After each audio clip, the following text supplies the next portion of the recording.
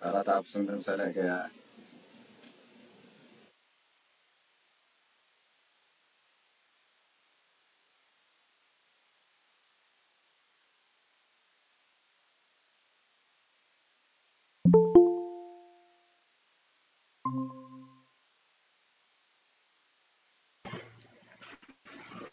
Assalamualaikum warahmatullahi wabarakatuh. Mga kapatid, Waalaikumsalam warahmatullahi Assalamu wabarakatuh. warahmatullah. kaifa halukum? Assalamualaikum warahmatullahi نحن بخير الحمد لله. كيف حالك أنت؟ Alhamdulillah, alhamdulillah. Assalamu warahmatullah. Bikir alhamdulillah Ustad. Kaifa halukum? Assalamualaikum warahmatullahi Saan center kayo pumapasok ngayon? Sa dalang bahay daw, Ustad. Bakasyon na ng Pinas- tuwid ito, Ustad. Bakasyon pa yung ano eh. Bakasyon pa yung Rabua. Wala pa muna.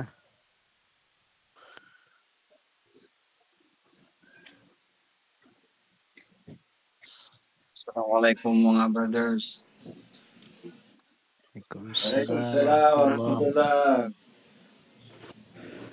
Kifak ya Hamza.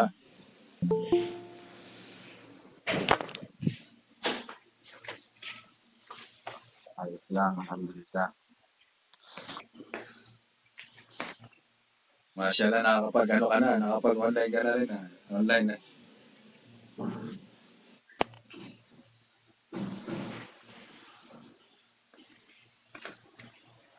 Bro, naka-ano tayo ha. Sa mga share nyo rin yung live natin. Naka-live tayo sa Facebook.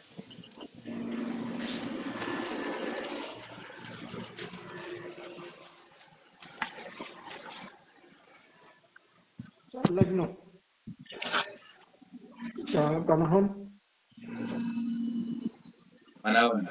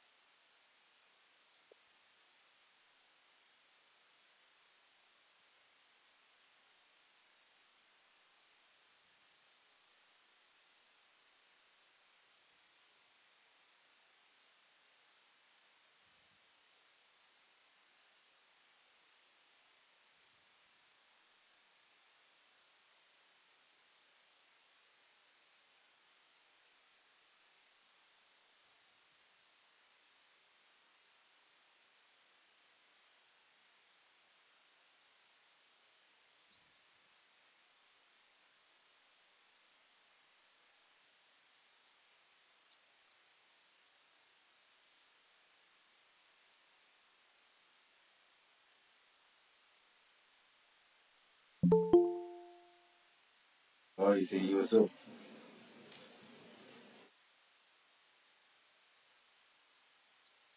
Two minutes, Ustad. Magkano tayo simula na.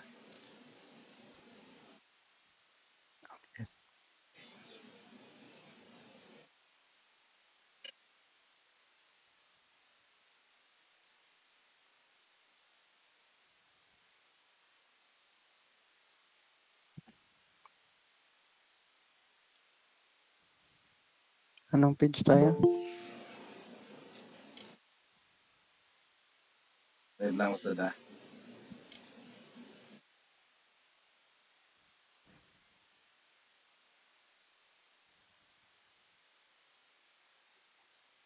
Wait lang po, Ustad.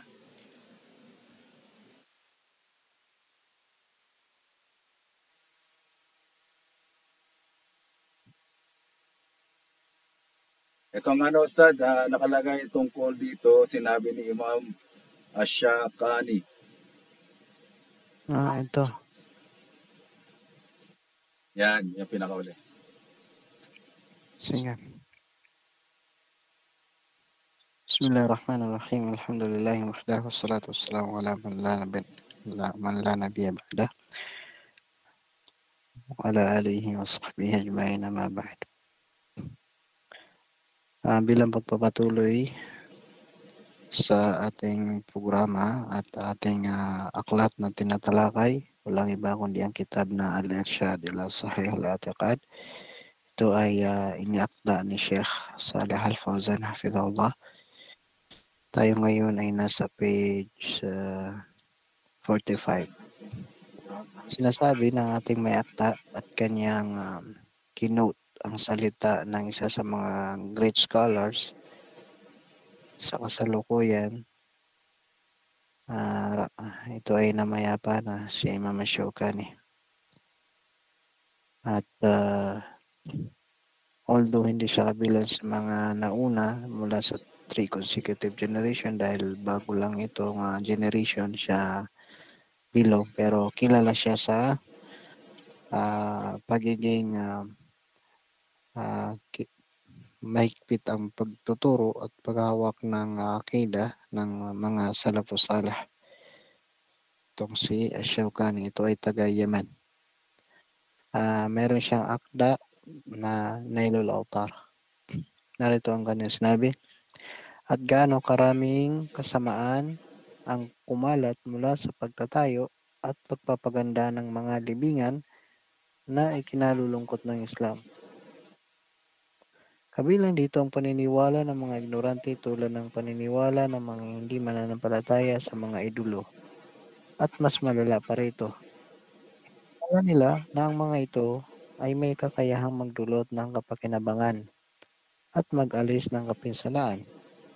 Kaya't ginawa nila itong layunin sa paghingi ng katuparan ng mga pangangailangan at kanlungan ng mga humihiling. At hiniling nila mula rito ang hinihiling ng mga alipin mula sa kanilang Panginoon.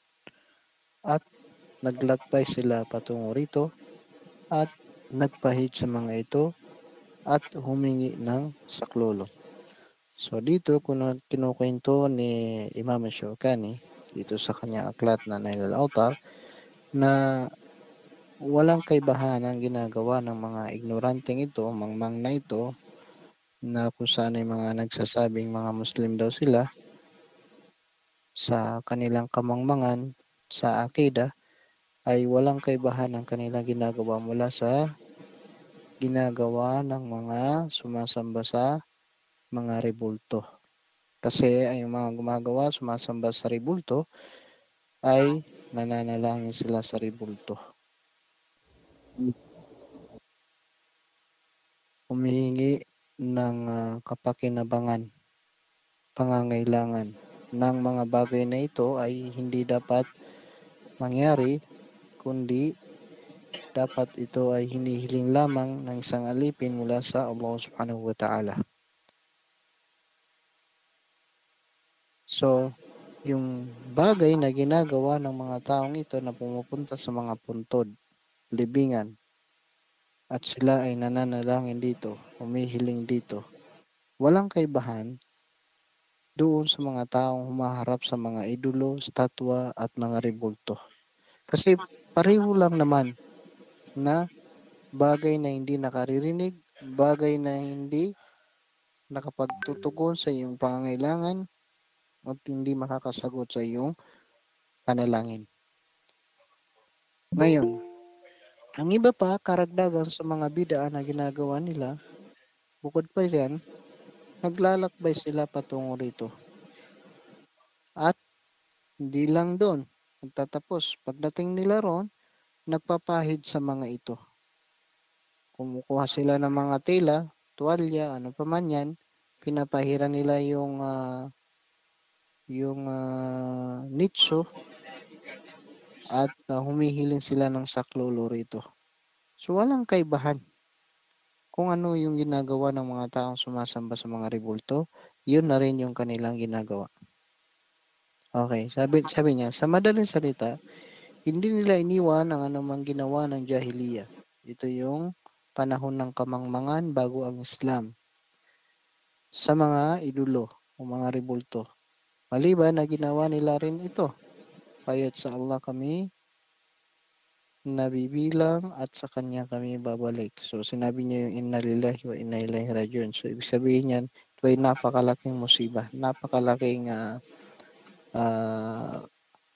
pagsubok na yumanig sa ibang mga kamusliman, lalo na ang mga mangmang na mga Muslim hinggil sa fitna na dulot ng pagpunta sa mga libingan para sa pagsamba, pag-aalay, paghingi ng mga kahilingan sa kanila.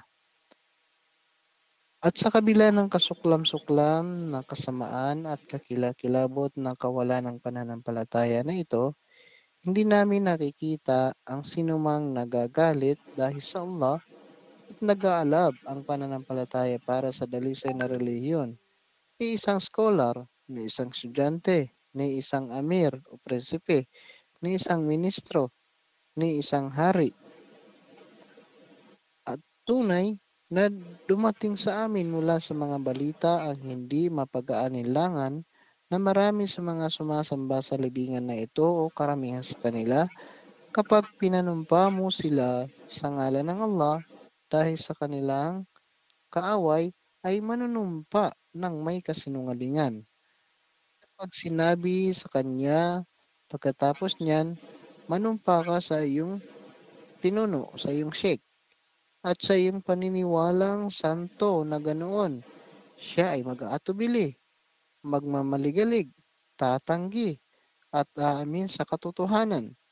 At ito ang isa sa pinakamalinaw na katibayan na nagpapakita na ang kanilang shirk o pagtatamba sa pagsamba kay Allah ay umabot na lampas sa shirk ng sinumang nagsabi na siya ay pangalawa sa dalawa o pangatlo sa tatlo.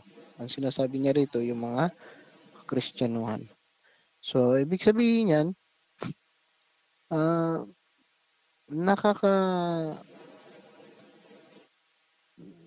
tawag doon sa Tagalog, yung kumbaga opposite side na nakakamangha.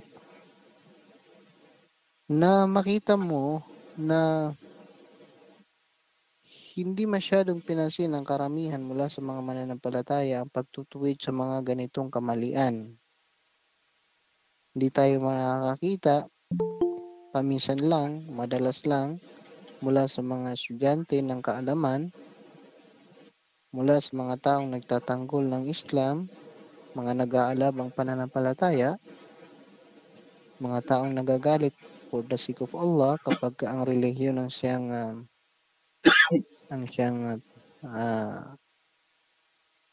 ni uh, niyuyurakan, wala tayong minsan makita kundi kakaunti mula sa mga scholar, mga estudyante, mga mananampalataya o mga prinsipe na ganito ay ipinagtatanggol nila yung akida, yung tamang paniniwala. So yun yung nakakalungkot sa pangyayari sa kasalukuyan. Ngayon, yung mga taong ito na mga gumagawa ng ganitong kamalian, ang totoo niyan, bakit na naguguluhan o tapos sa unan parang nabibilib itong sheikh na ito, si Imam Shawkani, kasi kung sabihin mo naman sa kanya, itong taong pumupunta sa libingan na humihiling dito, kung siya ay manumpa doon,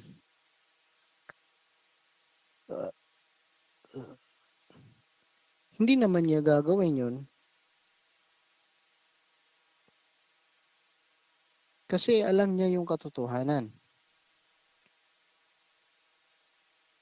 Kaya naman, kung alam naman, kung totoong alam nila yung katotohanan, bakit kung gayon sila ay humihiling dito? Tingnan mo, ang sinasabi niya, ang punto niya,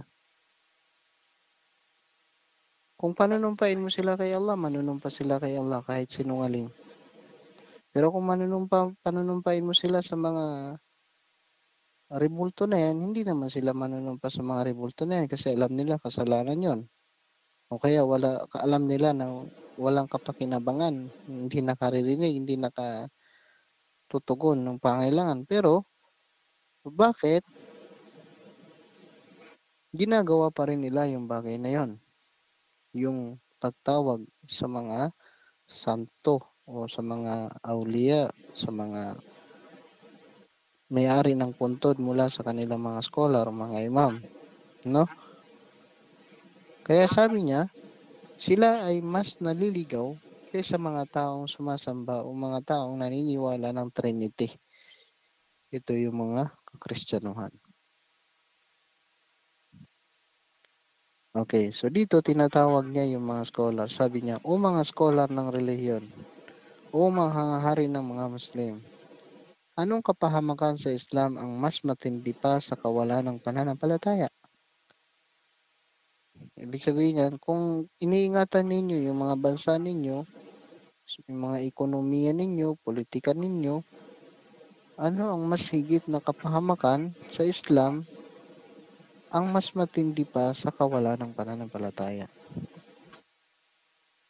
At anong salot sa relihiyong ito ang mas nakapipinsala pa kaysa sa pagsamba sa iba maliban sa Allah? At anong sakuna ang maaaring sumapit sa mga Muslim na katumbas ng sakunang ito? At anong kasamaan ang nararapat tuligsain kung hindi ang pagtuligsa sa malinaw na shirk na ito ang obligasyon? Tapos nagbasa siya ng isang poem. Ibig sabihin ng poem na binasa niya, tunay na ipinaririnig mo kung ikaw ay tumawag sa isang buhay ngunit walang buhay sa sinumang iyong tinatawagan. At kung ikaw ay humihip ng apoy dito, ito ay magliliwanag. Ngunit ikaw ay humihihip sa abo. Hanggang dito ang sinabi ni Imam Ash-Shawkani na way kahabagan siya ng Allah. Okay, sabi ng ating mayakda, at ang kapahamakan ay lumala pagkatapos niya at naging mas matindi pa kaysa sa kaniyang inilarawan. At walang kapangyarihan at walang lakas maliban sa Allah, ang kataasan ang dakila. So, kung ganun yung situation sa time ni Imam Shawkani, mas sigit na mas matindi yung panahon natin ngayon. Okay, pumasok naman tayo sa paksa na ano ang ugnayan sa pagitan ng Tauhidul Uluhiyya, Tauhidul Rububiyyah at ang kabaliktaran naman, vice versa. Sabi ng ating mayakda, at ang ugnayan ng isang uri sa isa pa na ang Tauhid Rububiyyah, na ibig sabihin ay kaisahan ng pagkapanginoon ni Allah, ay nangangailangan ng Tauhid al-Uluhiyah, na ibig sabihin ay kaisahan ng pagka-Diyos ng Allah. Sa kahulugan, ang pagkilala sa Tauhid al-Rububiyyah ay nag-uutos ng pagkilala at pagsasagawa ng Tauhid al-Uluhiyah. Kaya't sino mang nakakakilala na ang Allah ang kanyang Panginoon, ang kanyang tagapaglikha, at ang tagapamahala ng kanyang mga gawain, ay obligadong sambahin siya lamang na walang katambal. Okay, ano ibig sabihin ng salitang ito? Kasi ganito yon. Kung ikaw ay naniniwala sa Tauhid Rububiyyah, di ba, ibig sabihin ng Tauhid Rububiyyah, ang kaisahan ng Allah sa pagkapanginoon, yung kanyang mga gawa, kilos, kapangyarihan, tulad halimbawa ng pagbigay buhay. Naniniwala ka na siya lamang nagbigay buhay sa iyo. Siya rin naman ang bumabawi ng buhay sa iyo. Siya rin lang naman ang tumutustos sa iyo. Siya lang naman ang may kapangyarihan ng lahat. So kung ito ay iyong pinaniniwalaan, hindi ba dapat na siya rin naman ang iyong sasambahin? At yun yung tinatawag na tauhid at uluhiyah. So yun yung ugnayan ng isa't isa. Okay. Kahit sino mang nakakakilala ng Allah ang kanyang tagapaglikha at ang tagapamahala ng kanyang mga gawain ay obligadong sambahin siya lamang na walang katambat. At ang tauhid al-uluhiyya ay naglalaman ng tauhid ar-rububiyyah. Sa kahulugang ang tauhid ar-rububiyyah ay kabilang sa tauhid al-uluhiyah. Kahit sino mang sumamba sa Allah lamang at hindi nagtamba sa kanya ng anuman ay kinakailangan naniniwala na siya ang kanyang Panginoon at tagapaglikha. So, ibig sabihin yan, kung ikaw naniniwala sa kaisahan ni Allah sa pagsamba sa kanya, yun yung tauhidul uluhiyah. So, kaya mo siya sinasamba dahil pinaniniwalaan mo na siya lamang ang lumikha sa iyo. Siya lamang ang nagbigay buhay, pumutustos sa iyo. So, ganun yun. So, mayroon silang vice versa na connection.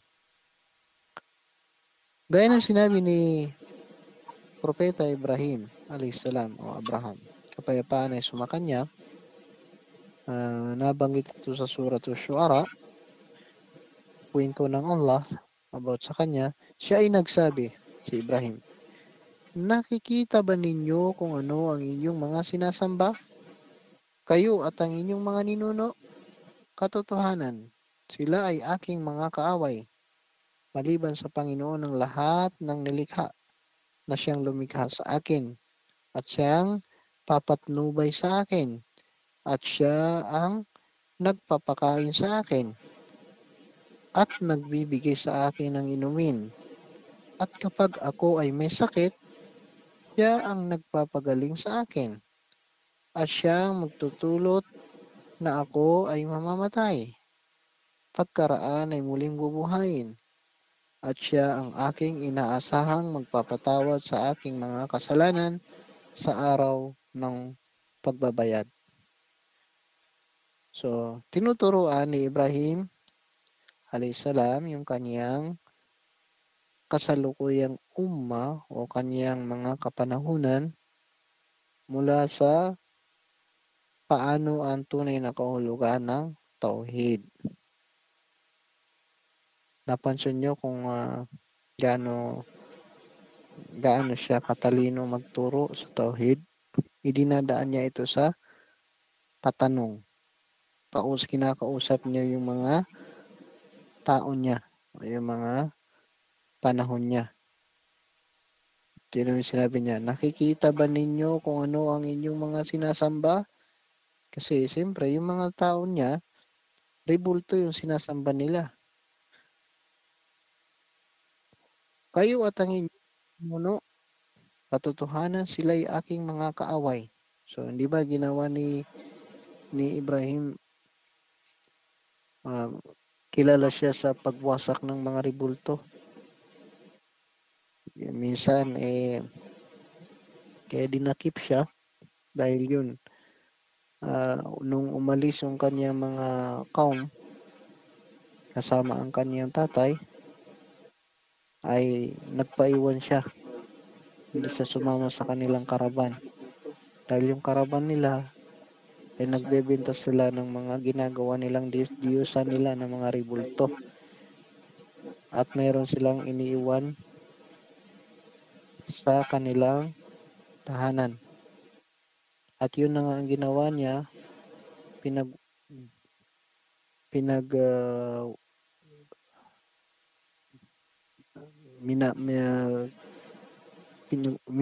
winasak niya yung mga ito, mga rebulto.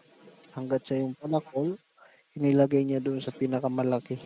Pinagtataga niya, Ustad. O pinagtataga niya. So, ito yung kwento doon. So, tinuturuan sila ni Ibrahim. Nakikita ba ninyo kung ano ang inyong mga sinasamba? Alam niyo ba na yung mga sinasamba niyo parang ganito na tinatanong sila, ano ba yan? Alam niyo ba mga sinasamba niyo na hindi nakaririnig at hindi nakatutugon? Hindi nakakasagot?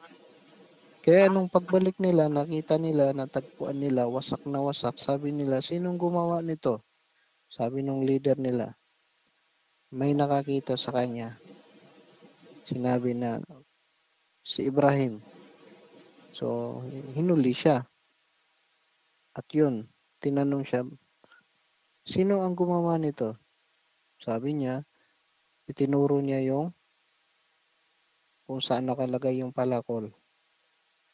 So, bakit hindi niyo tanungin? So, sabi nila, paano namin tatanungin? Ang isang revolto na hindi nagsasalita, hindi nakaririnig na hindi nagsasalita. So, ganun siya makipagdebate sa kanila.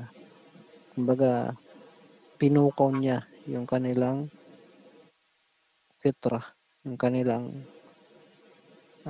likas na pagkakalikas sa kanila ng Allah. Kung gayon, bakit nyo sila sinasamba? Parang ganun. Ngayon, ang tunay na dapat sambahin, ito, tinuturo niya sa kanila, katotohanan sila'y aking mga kaaway, maliban sa Panginoon ng lahat ng mga nilikha. So, itinuturo niya is yung tauhid na siyang lumikha sa akin. So, yun yung dapat mong sambahin, yung tagapaglikha. Siyang nagbibigay patnubay sa akin. So, kung sino nagbibigay siya ng gabay, yun ang dapat mong pasalamatan. Siya ang nagpapakain sa akin. Yung mga yung nag-iisang nagbigay siya ng tumutustos sa'yo, dapat yun ang sambahin natin. At nagbibigay sa akin ng inumin. At kapag ako ay may sakit, siya ang nagpapagaling sa akin. So, ganun siya magturo sa kanila ng tauhid. Kaya nga, siya yung pinaka moral,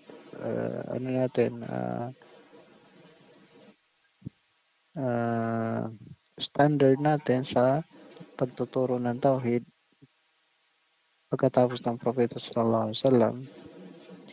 So, tinuturo sa atin ng Allah subhanahu wa ta'ala sa kanyang Propeta sallallahu alaihi wasallam yung paraan ng pagtuturo sa kaisahan ng Allah subhanahu wa ta'ala. At kung nilalarawan niya kung gaano katibay ang paniniwala ni Propeta Ibrahim alayhis salam, na kaharap nga niya yung mga kaaway niya, ganito rin siya mangaral, sumagot sa kanila ng walang takot. Itong verse na ito, mababasa niyo sa mga hospital. Itong salita na wa idha maridtu fahuwa yashfin. Ito, mababasa niyo ito sa mga hospital. Kasi salita yan ni Ibrahim. Nang ibig sabihin, kapag ako ay dinapuan ng sakit, siya ang nagpapagaling sa akin. Yan. So, tauhid yun. Bago ka humiling sa mga doktor ng gamot, doon ka muna sa may control ng mga doktor. May control ng gamot, kapangyarihan ng gamot. Kasi maaaring hindi niya gawing epektibo yung gamot kahit gaano pa man yan kabisa. Tulad na nangyari sa apoy sa panahon ni Ibrahim alayhis salam. Kasi noong siya ay hinuli at ang parusang iniatay sa kanya, nilatag sa kanya ay susunugin siya sa apoy. At alam naman natin yung nature ng apoy, nakasusunog. Di ba? Nakasusunog yung apoy. Pero, sinong may kontrol ng apoy? Ang lumikha ng apoy. Time. Sabi ng Ate Magda, at ang rububiya, pagka-Panginoon at uluhiya ng pagka-Diyos, ay minsan binabanggit ng magkasama, kaya't nagkakaiba sila ng kahulugan. At ang isa ay nagiging bahagi ng isa pa. So, ibig sabihin niya, yung term na rububiya, tsaka yung term na uluhiya, kapag ito yung nakikita sa iisang pangungusap, nangangahulugan na ang bawat isa sa kanila ay may kani-kanyang definition according doon sa pinag-aralan natin sa itaas. Kapag sinabing rububiyya, ito yung mga gawa ni Allah subhanahu wa ta'ala, kaisahan ng Allah subhanahu wa ta'ala sa kanyang mga gawa. At sinabing al-uluhiyya, ito naman yung kaisahan ng Allah subhanahu wa ta'ala mula sa mga gawain ng alipin para sa kanya, tulad ng pagsamba. So, ganun. Itong rububiyya, mga gawain ng Allah. Itong uluhiyya, para hindi kayo malito, mga gawain ng tao na iniaalay niya kay Allah na nag-iisa. So, bilang isang alipin na sumasamba. So, yun. Pag sinabi, nabanggit yung rububiyya at yung uluhiyya sa isang pangungusap, nangangahulugan ng bawat isa sa kanila ay may kani-kanyang definition. Ngunit, kung hindi nabanggit yung dalawa, bagkus iisa lamang ang nagamit sa isang pangungusap, so, ang rububiyya ay yun na rin yung uluhiyya. At yung uluhiyya ay rububiyya. Okay, nagbigay sa ng halimbawa rito. Tulad ng sinabi sa Suratu An-Nas. Sinabi ng Allah, Qul a'udhu birabbin nas. Ako ay humahanap ng paglingap at nagpapakupkop sa Panginoon ng sangkatauhan. So, Rab. Itong Rab dito, Rabbun Nas, Panginoon ng sangkatauhan. So, ang nabanggit lang dito is yung rububiyya. Ngayon, ang tinutukoy rito is saklaw na rin dito yung al-uluhiyya. Yung pagka-Diyos. Hindi lang yung pagka-Panginoon. Okay, dito ipinaliwanag niya. Kaya't ang kahulugan ng Rab, Panginoon, doon sa verse na nabanggit, ay ang nagmamay-ari na namamahala sa mga nilikha. At ang kahulugan ng Ilah, Diyos, ay ang sinasamba ng may karapatan. Dito, nakalimutan ko kanina, Ilahin nas, ito, Diyos ng mga tao, ng sangkatauhan. So dito sa isang pangungusap, nabanggit dito yung rububiyya, nabanggit dito yung uluhiyya. Saan yung rububiyya dito? Ito yung Rabbun Nas. Saan yung uluhiyya dito? Yung Ilahin Nas. So, dahil nabanggit sila kapwa, nabanggit sa isang pangungusap, nangangahulugan na ang bawat isa sa kanila ay may sariling meaning. May kani-kanyang meaning na ang tinutukoy sa Rabbun Nas, yung rububiyya, ay yung pakaisahan ni Allah sa kanyang mga gawa. Yung pagbuhay, pagpatay, pagbigay at pagtustos, yan, etc. Tapos yung uluhiyya, ang kahulugan naman yan ay yung mga gawain ng alipin para sa Allah, pagsamba. So, kaisahan ni Allah sa pagsamba. Okay. So, yun. Dahil nabanggit sila sa isang pangungusap, therefore may kani-kanya silang definition. So, sabi ng ating mayakda, kaya't ang kahulugan ng Rab o Panginoon ay ang nagmamayari, na nagmamahal, na namamahala sa mga nilikha. At ang kahulugan ng Ilah, Diyos, ay ang sinasamba ng may karapatan. Ang tanging karapat-dapat sambahin. At minsan ay binanggit ang isa nang nag-iisa mula sa isa pa, kaya't nagkakasama sila sa kahulugan. Kaya nang sinabi ng dalawang anghel sa patay sa libingan, sino ang iyong Panginoon? Ito yung question sa libingan. Sasabihin na ng anghel na dalawang anghel na si Mungkar at saka si Nakir, tatanungin niya yung namatay, man rabbuka. Yung rabbuka doon, yun yung rububiyya. So, dahil hindi nabanggit yun yung uluhiyya, so, yung rabbuka, ang ibig sabihin nun ay yung ilahuka. So,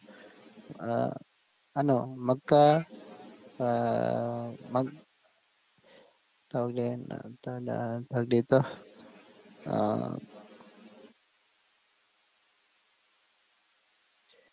yung meaning ng Rab, yun na rin yung meaning ng Ilah.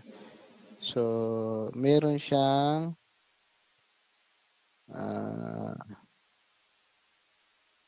ano sa Tagalog yun? Magkasabay o ah, paano ko ba ipapaliwanag yun? So, hindi sila separated ng meaning. Tulad ng kapag nabanggit sila dalawa sa isang pangungusap. Kung iisa lang ang nabanggit, so yung meaning ng isa, yun na yung meaning ng isa. Ganon. Sa Tagalog kasi Ustad, ano no? Wala siyang meaning. Kumbaga yung yung rap, marami siyang meaning sa Tagalog. So, ang Kasing rab, kahulugan, Ustad. Kasing yung kahulugan. yung kasing kahulugan siya. So, pasok pa rin siya, no? Doon sa meaning ng ilah, Diyos. Yung rab, Panginoon, dahil hindi nabanggit yung ilah, yung Diyos, sa isang pangungusap, so yun na yung meaning ng Panginoon, yung meaning ng Diyos. At yung Diyos, yun na rin yung meaning ng Panginoon. Ganun yun. Yun yung sinasabi rito. Yun yung punto rito. Nakuha niyo ba mga kapatid? Nakuha Ustad, nakuha. Kaya wag kayong minsan maguluhan kung halimbawa dito sa tanong ng anghel ng Mungkar at Nakir sa libingan. Ang itatanong sa atin, isang question, sino ang iyong Panginoon? Na nangangahulugan, sino ang iyong Diyos na kinikilala? So, in Arabic, man rabbuka. So, Rab ang ginamit doon na term na ang kahulugan is ila, Diyos. So, ayun, synonym sila kapag iisa lang yung nabanggit. Kaya sinabi niya rito, sino ang iyong Panginoon at ang kahulugan nito ay sino ang iyong Diyos at tagapaglikha. Okay. Gaya ng kanyang sinabi, meron pang another example dito sa first Suratul Hajj. Sinabi ng Allah, "Alladhina ukhriju min diyarihim bighairi haqq illa yaqulu Rabbuna Allah." Sila yung mga itinaboy mula sa kanilang mga tahanan ng walang katarungan. Ito yung mga sahaba na pinalaya sa Makkah. Nang dahil sa kanilang pagsabi, ang aming Panginoon ay ang Allah. So, ang dahilan kung bakit sila tinaboy ng kanilang kapwa tribo ay nung i-declare nila yung salitang ito, ang aming Panginoon ay ang Allah. Okay, so ang ginamit dito na term is Rab, Panginoon, na ang ibig sabihin nun ay ang aming Diyos, ay ang Allah. So, synonym sila kasi iisa lang yung nabanggit. Iisa lang, rububiyya lang, nabanggit, meaning, pasok na rin doon yung uluhiyya. Pag uluhiyya yung nabanggit, meaning, pasok din doon yung rububiyya. Okay, meron pa siyang binigay na another example sa Suratul An'am. Qul aghayrallahi abqi rabba. Sabihin mo Muhammad, ako ba ay dapat humanap ng iba bukod sa Allah bilang Panginoon? So, tinutukoy dito na Rab, yun yung ilah, meaning yung Panginoon, ang tinutukoy dito ay Diyos, bilang Diyos. Okay? Parang ganito, sabihin, ako ba ay dapat humanap ng iba bukod sa Allah bilang Diyos? Okay, another example dito, Surah Fussilat, innal ladhina qalu rabbuna Allah thumma istaqamu. Katotohanan yung mga nagsasabi, ang aming Panginoon ay ang Allah. Pagkaraan sila ay nanindigan at tumahak sa tamang landas. So yung Rabbuna, Panginoon namin, ibig sabihin nun ay ilahuna, aming Diyos. Kaya't ang rububiyya sa mga talatang ito ay ang uluhiyya. Okay.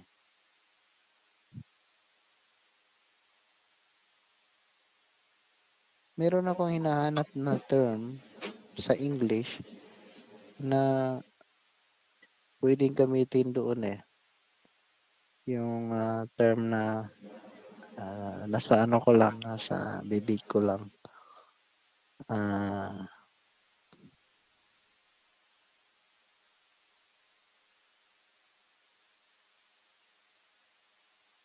Paano ba? Tao talaga malilimutin. Okay. At ang itinawag ng mga sugo mula sa dalawang uri ay ang Tauhid al-Uluhiyah. Sapagkat ang Tauhid al-Rububiyah ay kinikilala ng karamihan sa mga ummah o sa mga bansa.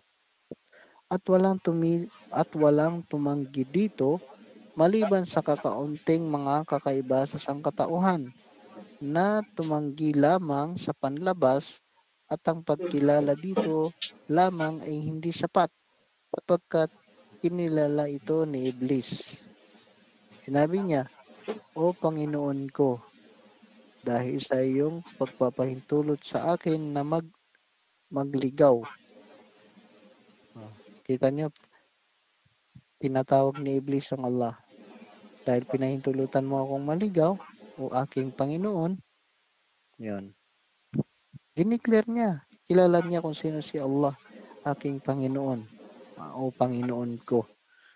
So, hindi sapat na ang tao ay umasa lamang sa kanyang Tauhid o Rububiyah kung hindi siya maniwala sa Tauhidul Uluhiyah.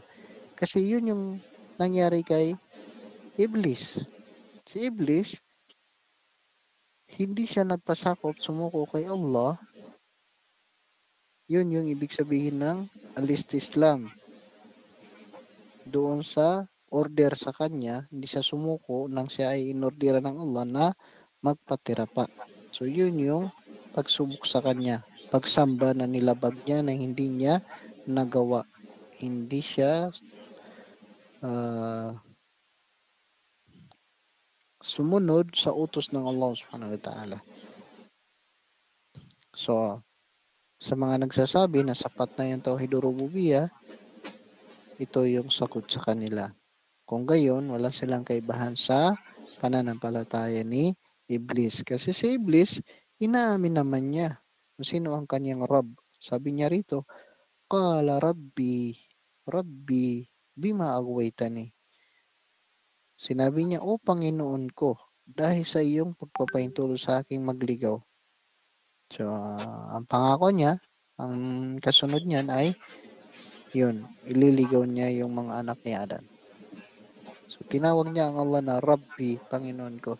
Gayon din naman, yung mga tao na nagpasamba tulad ni Firaun. Alam naman ni Firaun kung sino ang kanyang tunay na Panginoon. So, sino ang lumikha sa kanya, sino ang mas makapangyarihan sa kanya, sino ang tumutustos sa kanya. Deep inside, alam ni Firaun yun. Kaya nga in-expose ng Allah sa Quran na nasa kabuturan ng kanilang mga puso, alam nila yon. Pero dahil hindi sila nagpasakop sa pagsamba, kaya hindi sila matatawag na Muslim. Hindi sapat yung Tauhid Rububiyah kung wala yung Tauhid al-Uluhiyah. At kinilala ito ng mga musyrikin, mga nagtatambal sa pagsamba, na pinadalhan ng sugo ng Allah, gaya ng ipinahiwatig ng malinaw na mga talata. Okay. Yung Tauhid Rububiyah, maski ang mga kufar Quraysh ay alam nila at pinaniniwalaan din nila ito. Pero ang tanong, sila ba ay naging Muslim? Hindi pa rin kasi tinanggihan nila yung ikalawa at yung ikatlo bahagi ng Tauhid.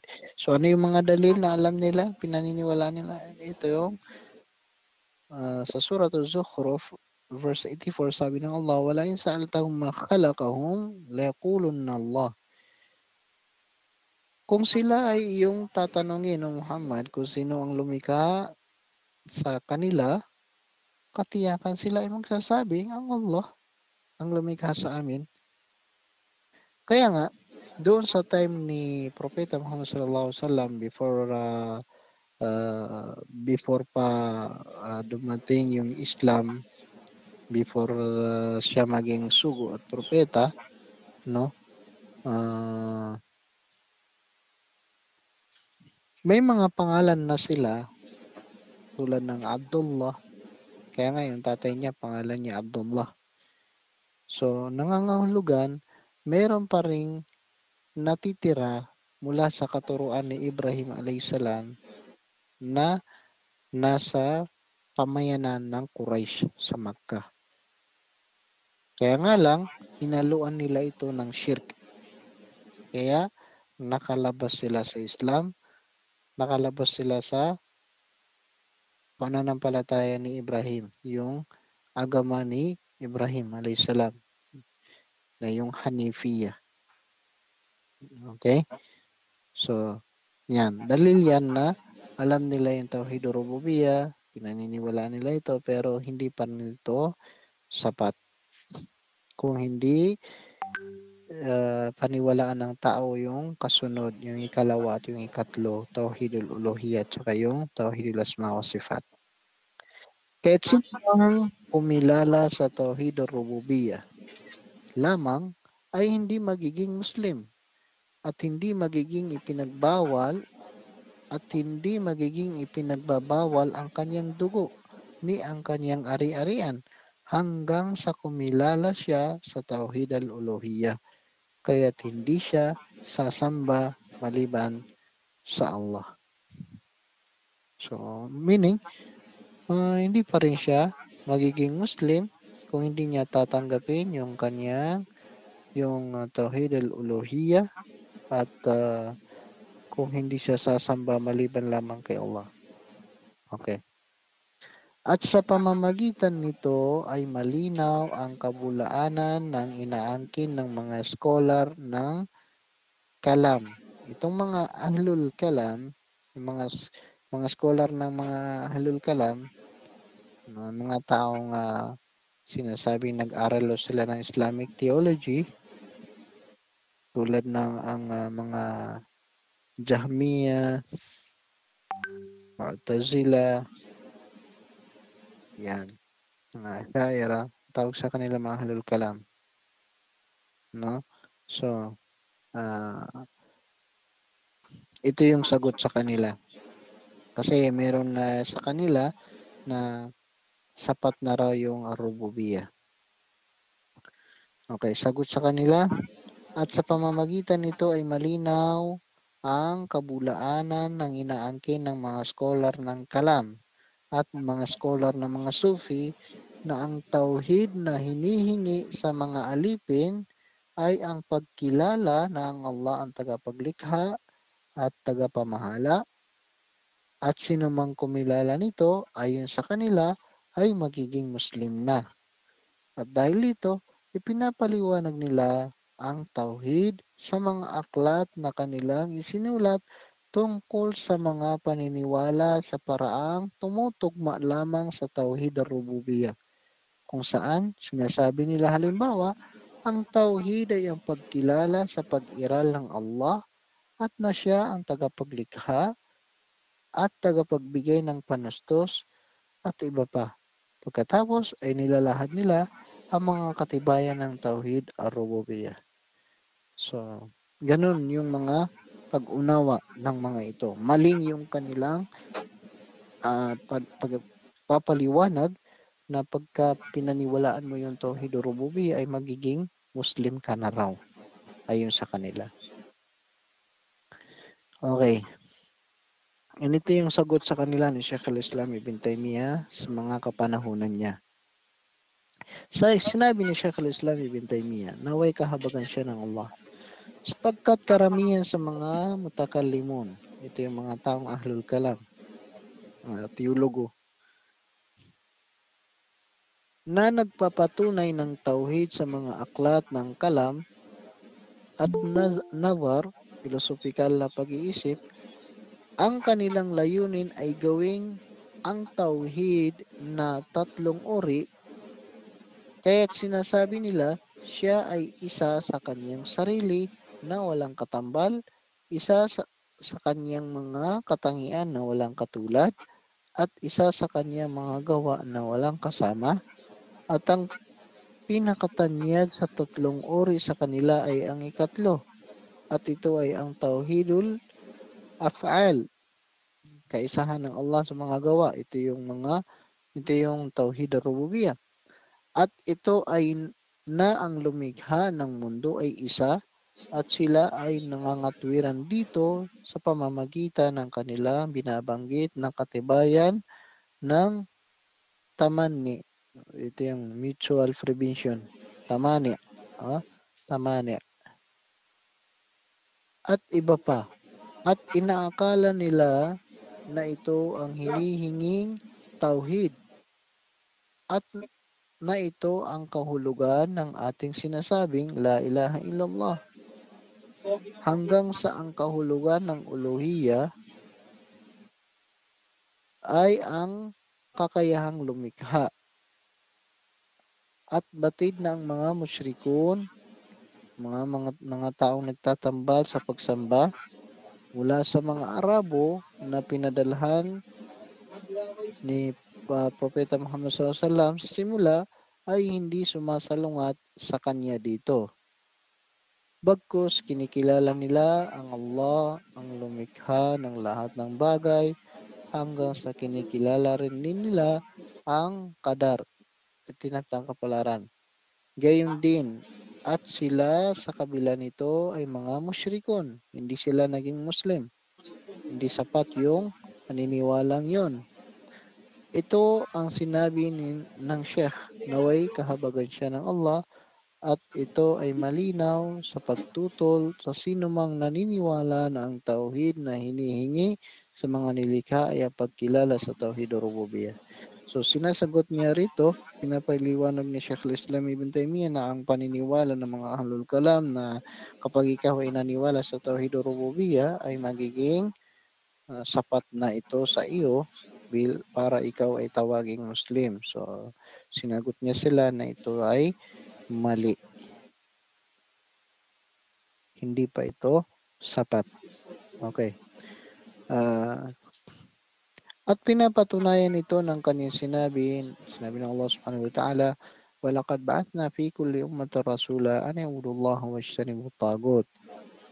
At katiyakan, aming ipinapadala sa bawat pamayanan ang isang sugo na nagaanyayang sambahin ng Allah, tanging siya, at iwasan ang pagsamba sa mga huwad na Diyos, tagut.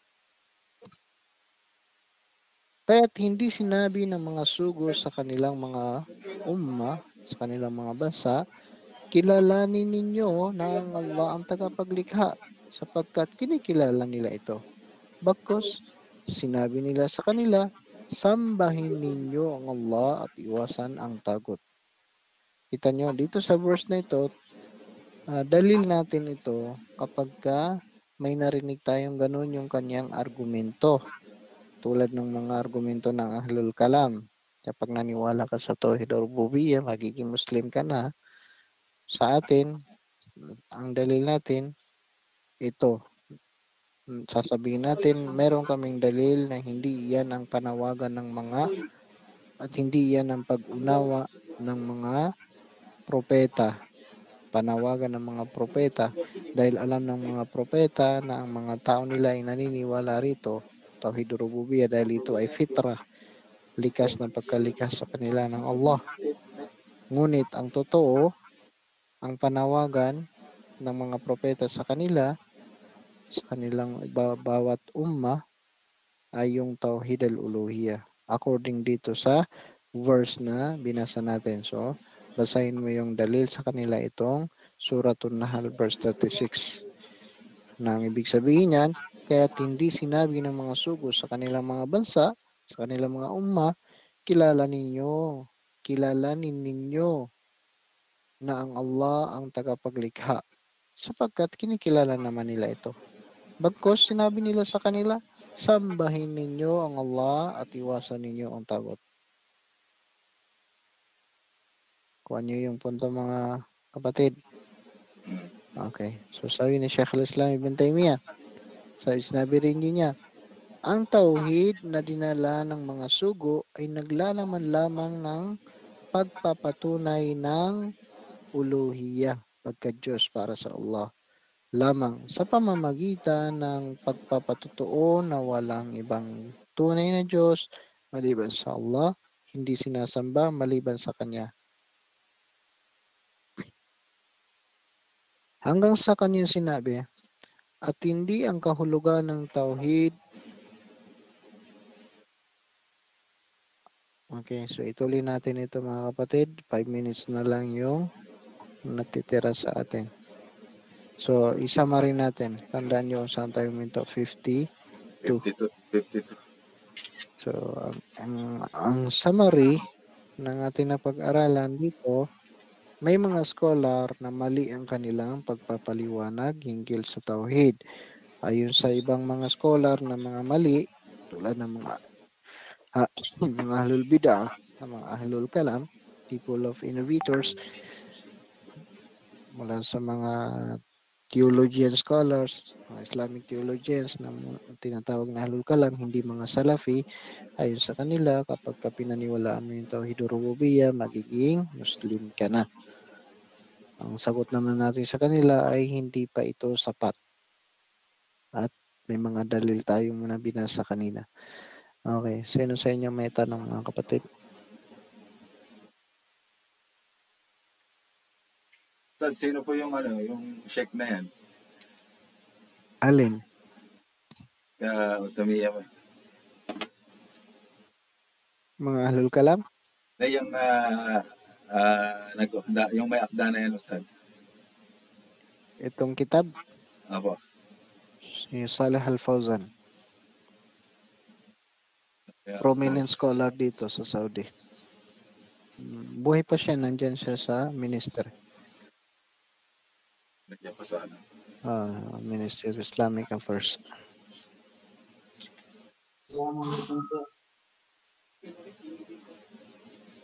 Sige po, walaikum salam. Tuloy na po sa pagtatanong. Hindi po mga PDF yung tinatalakay.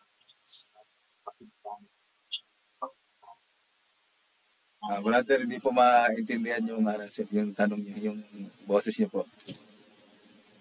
Sabi kayo. PDF. Yung topic natin. Pwedeng ano? PDF. PDF. Okay. Inshallah, kapag na-review natin itong aklat, sa ngayon ay hindi pa natin ito ma-produce dahil hindi pa siya 100% na na-review mula sa pagkakasalin.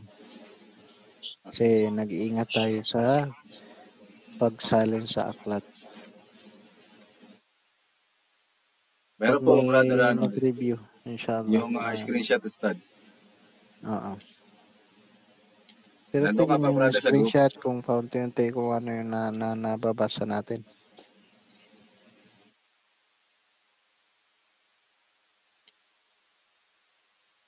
Well, kung nandun lang po kayo sa group, nandun po yung screenshot.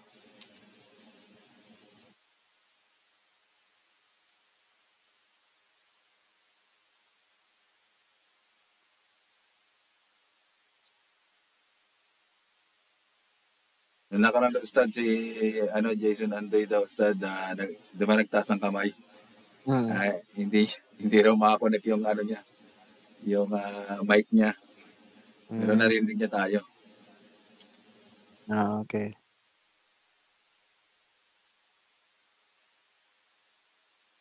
Mashallah.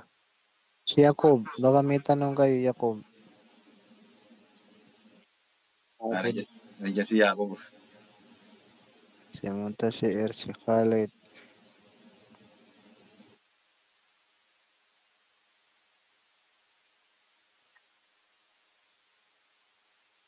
Alam niyo ba na itong paksa natin, ito kasalukuyan. Kapag nasa Pinas kayo at may maririnig kayo na tatayo, halimbawa sa harapan, magpapaliwanag siya hinggil sa tauhid, malalaman niyo kung sino siya. Kung siya ba ay kabilang sa katamang paniniwala, kung ganito yung kanyang paniniwala tulad ng pagpapaliwanag natin. Yung iba, kapag ako ay nasa vacation hanggang ngayon may mga ganun pa rin yung kanilang pagpapaliwanag sa tauhid, no? Yung kapagka pinag-usapan yung paniniwala kay Allah, yung mga kamangha-mangha na mga gawain ng Allah, yung kanilang dinidiscuss lamang at sinasantabi yung tauhid al-uluhiyah. Ito yung kaisahan ni Allah sa mga nagsamba sa Kanya. Hindi nila ito tinatalakay. Ay, yung uluhiyya, Ustad, di nila tinatalakay doon. Hindi. Ang mga paksa lang nila ay yung kapangyarihan ni Allah. So ibig sabihin, Ustad, doon na nagkakaiba pag yung akida niya. Oo. Doon yung matutukoy na may something wrong yung akida ng tao. Pag hindi isinama yung pangalawa at pangatlong bahagi ng tauhid. Kasi doon sa pangalawa at pangatlo, may expose yung kanilang mga kamalian. Hindi nila ngayon nalaman ko na, Ustad, kung ano yung pag nag-ano sila, nagpaliwanag pala. Rububiya lang pala ang inaano nila. Sabi nila, bakit hindi tayo naniniwala kay Allah? Na sino ba si Allah? Ganito, ganyan. Mga kapangyarihan lahat yun. Believe na believe ka naman. Kaya sasabihin, kaya tayo ay manalig kay Allah at huwag tayong umasa sa ating mga hanap buhay. Okay yun lahat. Pero kung hanggang doon lang na hindi mo tinatakos yung bilang da'i, something wrong eh. Parang ganito. Di ba meron ding popular na da'i international na wala kang maririnig na usapin sa names and attributes of Allah o kaya sa mga akida, kundi puro moral reasons yung kanyang pagpapagandang loob, pagtama sa kagandahang loob ng isang Muslim. So, kung hanggang doon lang tayo sa encouragement sa mga ganong stage niya, nasaan yung tunay na dahilan kung bakit ipinadala ang mga sugod propeta kung hindi ka tatalakay sa akida? Kahit sabi natin ikaw nakuha mo yung mithihin mo, naging ang mga tao na kausap mo sumunod sila sa iyo sa pangangaral mo bilang sundin yung paano maging mabait na Muslim. Sabihin natin, ikaw na ngayon ang pinakamabait na Muslim, magalang na Muslim. Kung ang akida mo naman ay bagsak, hindi ka pa rin tunay na mabait. Kasi kung mabait ka sa mga nilalang na hindi ka mabait kay Allah, walang saysay.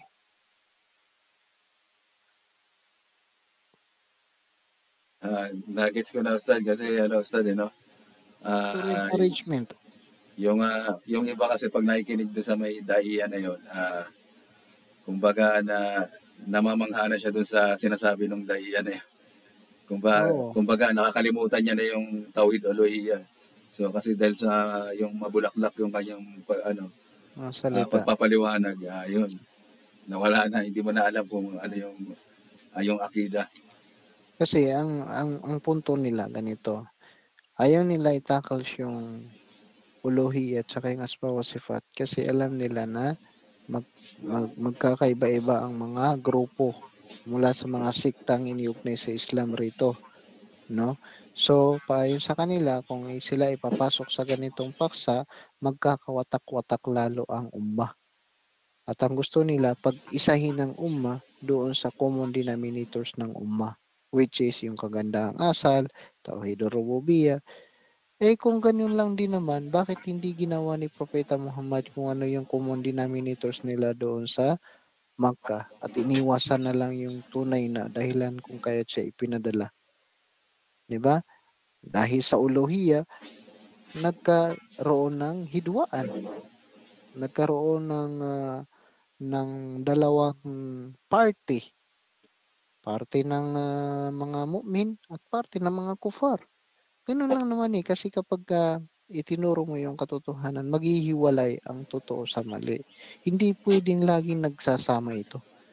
Tulad ng ginagawa ng mga ibang daya. na sa kanila mag-ikom ng maglikom ng maraming followers, maraming followers. Hanggang doon lang sila.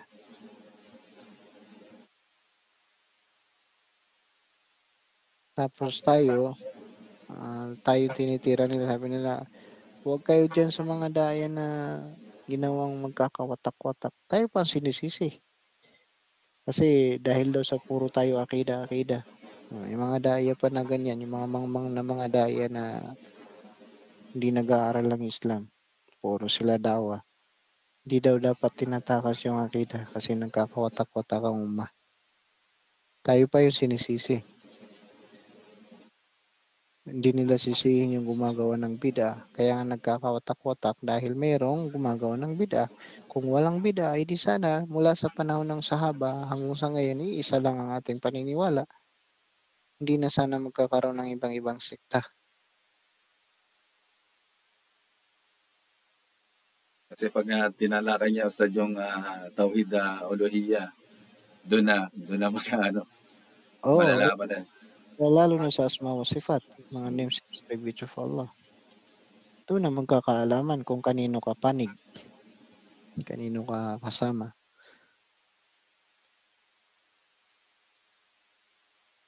Kaya maganda dito talaga Ustad, no? Yung sa Saudi.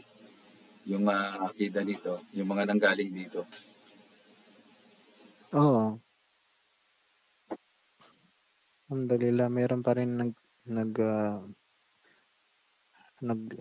lumalaban sa katotohanan. Kahit tingin nila sa atin tayo yung kontrabida, hindi tayo matitinag. Kahit ang sabihin natin, isa, dalawa lang yung sumusunod sa ating, anin natin yung marami kung hindi naman ito quality. Hindi natin kailangan yung quantity. Tingnan nyo yung kasalukuyang ummah. Napakarami natin sa buong mundo, 2 billion tayo. Pero ang tingin sa atin ng mga kufar, napakaliit lang. Kasi bakit? Kasi walang quality eh. Quantity lang eh. Paano sila matatakot sa atin? Pero tingnan yung mga sahaba. Na-conquered nila ang 3/4 ng buong mundo. Ang liit lang nila. Tinalo nila ang Persian, tinalo nila ang Roman. Kasi quality yung kanilang akida.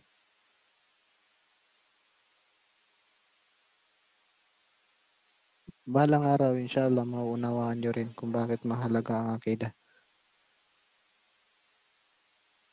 Pag tumataas ang Ustad yung kaalaman, ito na Ustad. Kasi dati, pag sa mga baguhan, Tauhid. Katulad ni brother Arvin, si Hamza. Nakuha mo na bro yung kung ano yung ibig sabihin ng akida bro. Dahan-dahan bro. Inshallah, fulfill din lahat. Masyada yun ba? Kasi may tanong niya, bakit ang dami-dami natin sa halip na marami tayo sa buong mundo, 2 billion tayo, bakit mahina pa rin ang Muslim? Mahina pa rin ang Islam. Samantala sa panahon ng mga salafus salih, kakaunti nila pero makapangyarihan sila. So isa yan sa pinakapunot dulo. Dahil sa bumagsak yung tamang kaalaman sa akida at paniniwala rito.